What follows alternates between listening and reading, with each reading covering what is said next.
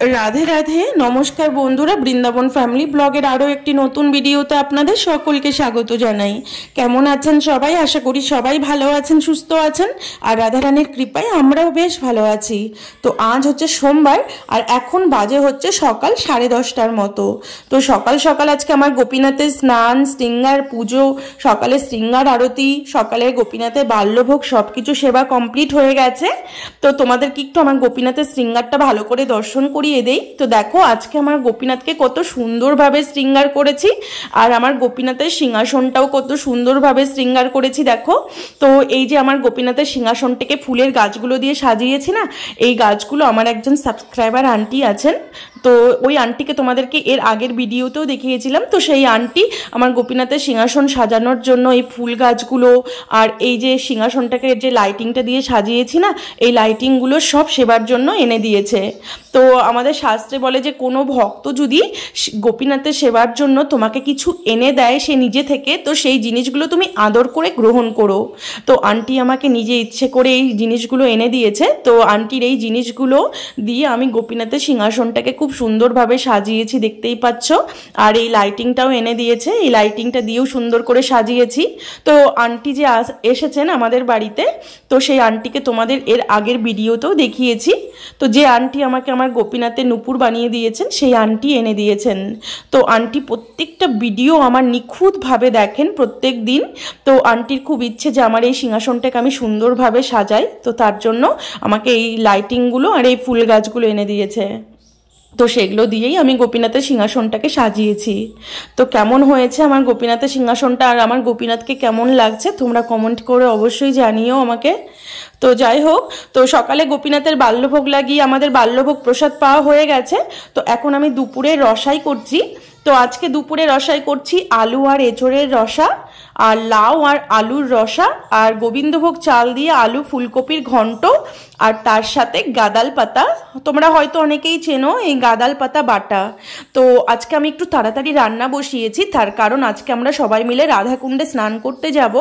তো আন্টিরা কালকে সন্ধ্যাবেলা এসেছেন আমাদের বাড়িতে। তো আন্টিরা আজকে থাকবেন আমাদের বাড়িতে, তারপরে কাল সকালে বৃন্দাবন চলে যাবেন।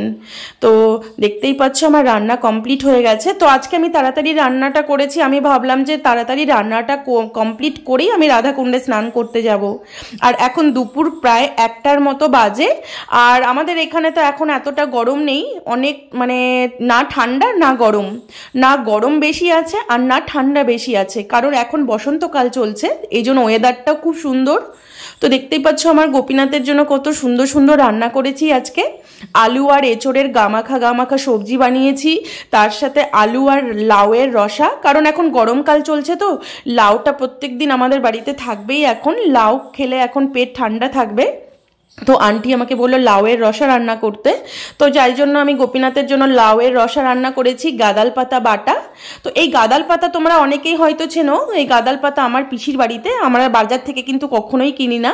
আমাদের পাশের বাড়ি যে পিসির বাড়িতে আমরা করলা তুলতে গেছিলাম, তো সেই পিসির বাড়িতে প্রচুর গাদাল পাতা হয়েছে। তো আন্টিকে নিয়ে গেছিলাম আমার পিসির বাড়ি দেখাতে, তো সেখান থেকেই আন্টি তুলে এনেছিল সেই গাদাল পাতা। তো সেই গাদাল পাতাকে কাঁচা বাদাম মানে এই চিনে বাদাম ভিজিয়ে সেই গাদাল পাতার বাটা মানে পাতা বাটা মিশিয়ে সেটাকে কালো জিরে দিয়ে কড়াইয়ে ছোঁক দিয়েছি। তো খুব সুন্দর লাগে খেতে। তো রান্না কমপ্লিট করে মাকে বললাম তুমি ভোগ লাগিয়ে দিও। তো ভোগটা মাই কিন্তু দুপুরে লাগায়। তো শুধু সব রান্না হয়ে গেছে, শুধু অন্ন রান্না করাটা বাকি আছে। তো মা এখন অন্ন রান্না করছে, অন্ন রান্না করে মা ভোগ লাগিয়ে দেবে। আর আমরা রাধাকুণ্ডে চলে এলাম স্নান করতে, আমি, আন্টি আর আন্টির মেয়ে আর আমার হাজবেন্ড। তো আমরা 4জন মিলে এখন রাধাকুণ্ডে স্নান করতে চলে এসেছি। আর এখন রাধাকুণ্ডে স্নান করতে এত আরাম লাগছে কি বলবো তোমাদেরকে, কারণ এখন তো ঠান্ডা নেই, ঠান্ডা কিন্তু চলেই গেছে, মানে না ঠান্ডা না খুব একটা বেশি গরম। আর রাধাকুণ্ডের জল এত টলটল করছে, আর স্নান করতে এত মজা রাধাকুণ্ডে স্নান করতে কি বলবো। তো রাধাকুণ্ডে স্নান করতে এসে সোজা যে রাধাকুণ্ডে নেমে যাব সেটা কিন্তু না। রাধাকুণ্ডে স্নান করতে হলে আগে প্রথমে এসে রাধাকুণ্ডে প্রণাম দণ্ডবত করতে হবে, তারপরে রাধারানীর কাছে প্রার্থনা করতে হবে যে হে রাধারানী তুমি আমার সমস্ত অপরাধ ক্ষমা করো। তো আমি তোমার রাধাকুণ্ডে স্নান করব এখন, তো আমার অপরাধ হলে তুমি অপরাধ ক্ষমা করো। তারপরে রাধাকুণ্ডের জলে আচমন করতে হবে, মানে রাধাকুণ্ডের জলে মাথায় ছিটা দিতে হবে, তারপরে মুখে একটু আচমন করতে হবে, তারপরে রাধাকুণ্ডে গিয়ে পা রাখতে হবে। সোজা রাধাকুণ্ডে এসে পা রেখে স্নান করে গেলাম সেটা কিন্তু হবে না। রাধাকুণ্ডে এসে ফার্স্ট আগে ভক্তি সহকারে রাধারানীকে প্রণাম দণ্ডবত করতে হবে, রাধাকুণ্ডের জলে আচমন করতে হবে, তারপরে রাধাকুণ্ডে স্নান করতে হবে। তো দেখতেই পাচ্ছ আমরা এখন রাধাকুণ্ডে স্নান করছি, আর স্নান করতে এত আনন্দ হচ্ছে, রাধাকুণ্ড থেকে উঠতেই ইচ্ছে হচ্ছে না, আর এত টলটলে জল। তো সত্যি কথা বলতে কি মানে রাধাকুণ্ডে স্নান করার যে একটা শান্তি সেটাকে অনুভব করছি। তো এই রাধাকুণ্ডই কিন্তু সাক্ষাৎ রাধারানী। আমি তোমাদেরকে প্রত্যেকটা ভিডিওতে একই কথা বলি যে রাধারানী আর অন্য কেউ না, এই রাধাকুণ্ডই সাক্ষাৎ রাধারানী। বর্তমান এখানে রাধারানী বিরাজ করছে। তো আমাদের মতো এই পাপি তাপি জীবগুলোকে উদ্ধার করার জন্যই কিন্তু রাধারানী করুণা করে দয়া করে এই কুণ্ডরূপে বিরাজমান, মানে বাড়ি রূপে বিরাজমান। বাড়ি মানে জল। তো রাধারানী এই কুণ্ডরূপে যদি বিরাজ না করতেন তো আমাদের মতো সাধারণ মানুষ কিন্তু কখনোই এই রাধাকুণ্ডে পৌঁছাতে পারতো না। তো রাধাকুণ্ডে স্নান যাতে সাধারণ মানুষ করতে পারে, সাধারণ মানুষ যাতে রাধাকুণ্ডে প্রবেশ করতে পারে, রাধাকুণ্ডের জলে আচমন করতে পারে, রাধাকুণ্ডকে স্পর্শ করতে পারে, আর এই রাধাকুণ্ডে স্নান দর্শন স্পর্শ করে নিজের জীবনটাকে ধন্য করতে পারে, তার জন্যই কিন্তু রাধারানী করুণা করে কুণ্ডরূপে বিরাজমান। এই জন্য আমাদের প্রত্যেকটা ভক্তকে কিন্তু রাধাকুণ্ডে ভক্তি সহকারে স্নান করতে হয়। তো যাই হোক, রাধাকুণ্ডে আমাদের স্নান হয়ে গেছে। তো স্নান করে আমরা ভেজা কাপড়ে এখন বাড়ি চলে এলাম। তো রাধাকুণ্ড তো আমাদের বাড়ি থেকে খুব একটা বেশি দূরে নয়, একদম কাছেই রাধাকুণ্ড। রাধাকুণ্ড যে একদম মানে খুব একটা দূরে যে অনেকটা যেতে হবে সেটা না, মাত্র 5 মিনিট সময় লাগে আমাদের পাল কলোনি থেকে রাধাকুণ্ডে যেতে। তো এই জন্য আমরা কি করি, রাধাকুণ্ডে স্নান করার পর আমরা ভেজা কাপড়েই বাড়ি চলে আসি। তো এখন আমরা বাড়ি এসে গেছি, বাড়ি এসে দেখছি মায়ের ভোগ লাগানো কমপ্লিট হয়ে গেছে। তো এখন আমরা সঙ্গে সঙ্গে প্রসাদ পেতে বসেছি। এবার প্রসাদ পেয়ে আমরা গিরিরাজ পরিক্রমা দিতে বেরিয়ে যাব। তো তার জন্যই আমি একটু সকাল সকালে রান্না কমপ্লিট করেছি আজকে।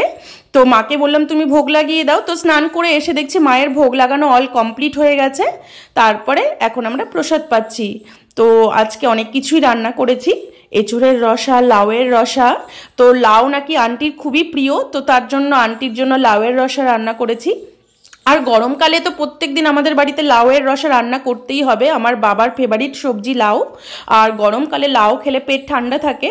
তো আমাদের প্রসাদ পাওয়া হয়ে গেছে। তো প্রসাদ পেয়ে আর একটু আমরা দেরি করিনি, রেস্ট নেইনি, সোজা বাড়ি থেকে বেরিয়ে গেছি। তো এখন আমরা সবাই মিলে যাচ্ছি গিরিরাজ পরিক্রমা দিতে।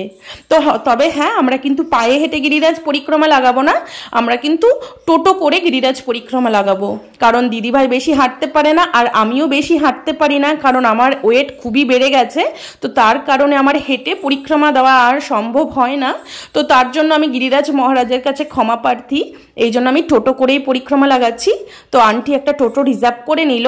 তো এখন আমরা গিরিরাজ পরিক্রমা স্টার্ট করে দিয়েছি রাধাকুণ্ড থেকেই। তো গিরিরাজ পরিক্রমা দেওয়ার একটা নিয়ম আছে, যেখান থেকে আমরা পরিক্রমা শুরু করব সেখানে এসেই কিন্তু শেষ করতে হবে।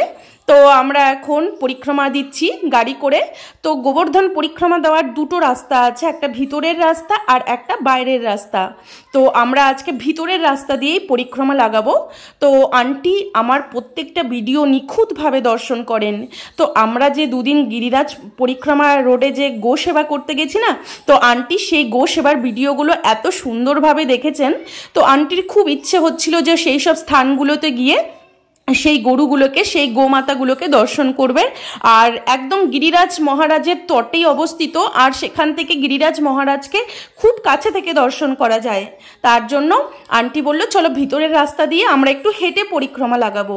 তো আন্টির কথা শুনে আমরা টোটোওয়ালাকে বললাম যে আমাদেরকে গিরিরাজ পরিক্রমার ভিতরের রাস্তা দিয়ে চলো। তো টোটোওয়ালাও আমাদের পিছনে পিছনে আসছে। তো আমরা টোটো থেকে নেমে গেছি, আমরা এই ভিতরের যে কাঁচা রাস্তাটুকু আছে তো সেই রাস্তাগুলো আমরা হেঁটে পরিক্রমা করব। তো দেখতেই পাচ্ছ এই ভিতরের রাস্তা দিয়ে গিরিরাজ মহারাজকে একদম কাছ থেকে দর্শন করা যায়। তো আন্টি আমার ভিডিওতে দেখেছে তো এইসবগুলো, তো দেখে আন্টির খুব লোভ হয়েছিল যে সেই কাছ থেকে গিরিরাজ মহারাজকে দর্শন করবে। আর এই গিরিরাজ মহারাজই তো আমাদের আরাধ্য দেব।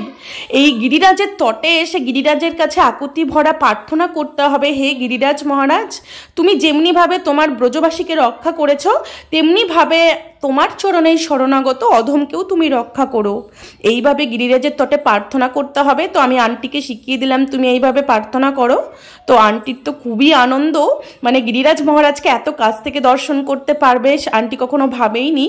তো আমরা এখানেই গোসেবা করতে আসি, তো সেই সব স্থানগুলোকে আন্টিকে দর্শন করালাম।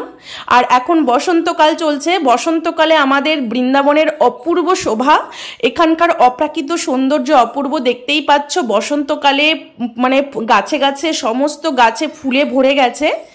এই জন্যই বসন্তকালটাকেই কিন্তু ভগবান শ্রীকৃষ্ণ রং খেলার মাস হিসেবে বেছে নিলেন। কারণ শীতকালে তো সমস্ত পাতা ঝরে যায়, মানে কোনো গাছে ফুল থাকে না, কিন্তু যেই না বসন্ত চলে এলো তো বসন্তকালে প্রত্যেক গাছে গাছে ফুলে ফুলে ভরা, প্রত্যেকটা ডালে ডালে ফুলে ভরা। দেখতেই পাচ্ছ কত মানে প্রাকৃতিক সৌন্দর্য, মানে এই সৌন্দর্য তোমরা নিজে এসে না দেখলে বুঝতে পারবে না, মানে এত অপূর্ব লাগছিল সেই ফুল গাছগুলো দেখতে। দেখতেই পাচ্ছ আর এই কাগজ ফুল গাছ, এগুলো কত সুন্দর কালার এই কাগজ ফুলগুলোর।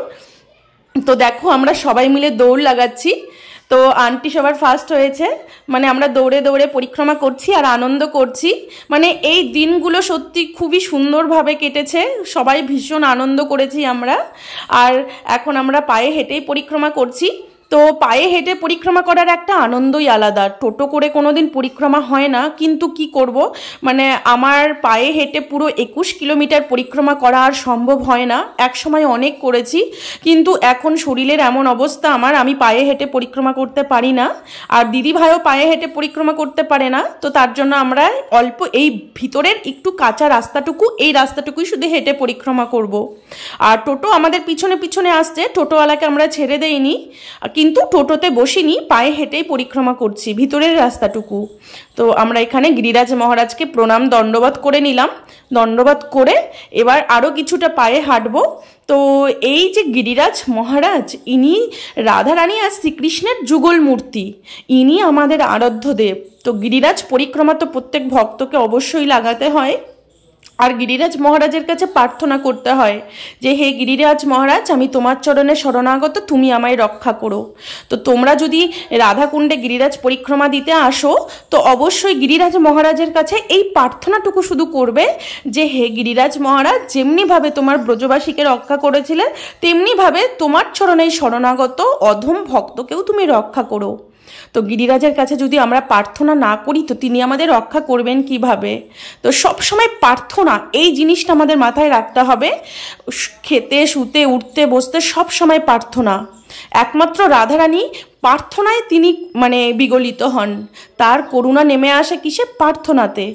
তো এই জন্য আন্টি দিদি ভাই সবাই গিরিরাজ মহারাজের কাছে প্রার্থনা করছিল আর কাঁদছিল। তো গিরিরাজ পরিক্রমা দিচ্ছি এখনও। তো ভিতরের রাস্তা থেকে আমরা বেরিয়ে এসেছি, অল্প একটু রাস্তা অটো যায়, মানে টোটো যায়, তারপরে কিন্তু আর যায় না, তখন আমাদেরকে বেরিয়ে আসতে হয় আবার মেন রাস্তায়। তো আমরা পরিক্রমা শেষ হয়ে গেছে, পরিক্রমা কমপ্লিট করে এখন রাধাকুণ্ডে নেমে গেছি। তো গিরিরাজ পরিক্রমা দেওয়া হয়ে গেলে কিন্তু রাধাকুণ্ড শ্যামকুণ্ড পরিক্রমা অবশ্যই দিতে হয়, না হইলে কিন্তু পরিক্রমা পুরো কমপ্লিট হয় না। তো রাধাকুণ্ড শ্যামকুণ্ডে টোটোওয়ালা ঢুকবে না, তো তার জন্য আমাদেরকে কিন্তু পায়ে হেঁটেই পরিক্রমা দিতে হচ্ছে। তো আমরা এখন মানে রামলীলা ময়দান আছে, সেখানে আমাদের টোটোওয়ালা নামিয়ে দিল। তো সেখানে নামিয়ে দেওয়ার পর আমরা এখন পায়ে হেঁটে পুরো রাধাকুণ্ড শ্যামকুণ্ড পরিক্রমা কমপ্লিট করে এখন আমরা বাড়ি ফিরে যাচ্ছি। আর রাস্তায় আজকে এখানে লাঠমার হোলি হচ্ছে। তো যে 14ই মার্চ যে ফাল্গুনী পূর্ণিমা দোল পূর্ণিমা ছিল, তো দোল পূর্ণিমার পরে এখানে ব্রজবাসীদের হুড়ুঙ্গা হয়, তো এরা লাঠমার হোলি খেলে, তো সেটাকে হুড়াঙ্গা বলা হয়। তো সেই খেলা হচ্ছিল, তো সেই খেলা আর দেখিনি, বাড়ি চলে এসেছি, কারণ আমার গোপালকে রেখে গেছিলাম। তো আর দেখো আমি গিরিরাজ পরিক্রমা দিতে দিতে রাস্তায় খুব সুন্দর একটা ড্রেস দেখতে পেলাম। আমার গোপীনাথের জন্য এই ড্রেসটা কিনে এনেছি। তো আমি রাস্তায় যখনই গোপীনাথের জন্য কোনো সুন্দর একটা ভালো জিনিস দেখতে পাবো না, সেই জিনিসটা আমি আমার গোপীনাথের জন্য কিনে নিয়ে আসি। তো দেখো আমার গোপীনাথের জন্য ড্রেস এনেছি, গিরিরাজের জন্য এনেছি, একটা মুকুট এনেছি আর দুটো মালা এনেছি। আর আন্টিরা গোপীনাথের জন্য একটু মিষ্টি নিল আর দুটো কোল্ড ড্রিঙ্কস নিল, একটা আমার গোপালের জন্য আর একটা আমরা সবাই মিলে খাবো। তো দেখতেই পাচ্ছ আমার গোপাল কোল্ড ড্রিঙ্কস পেয়ে কোল্ড ড্রিঙ্কস খাওয়া শুরু করে দিয়েছে। তো এখন আমরা কোল্ড ড্রিঙ্কস খাবো আর মা রাত্রে রুটি বানাচ্ছে। তো রাত্রে ঠাকুরকে রুটি, সবজি, দুধ এইসব ভোগ লাগাবে। তো আমরা এখন কোল্ড ড্রিঙ্কস খাবো, তারপরে রাত্রের খাবার খেয়ে ঘুমোতে যাব। তো আজকের মতো ভিডিওটা আমি এখানেই শেষ করছি, আবার দেখা হবে পরের ভিডিওতে। তো ভিডিওটি যদি ভালো লেগে থাকে তাহলে প্লিজ আমার চ্যানেলটি সাবস্ক্রাইব করে আমার পাশে থাকবেন আর একটা লাইক, কমেন্ট, শেয়ার অবশ্যই করবেন। সবাই ভালো থাকবেন, সুস্থ থাকবেন। রাধে রাধে।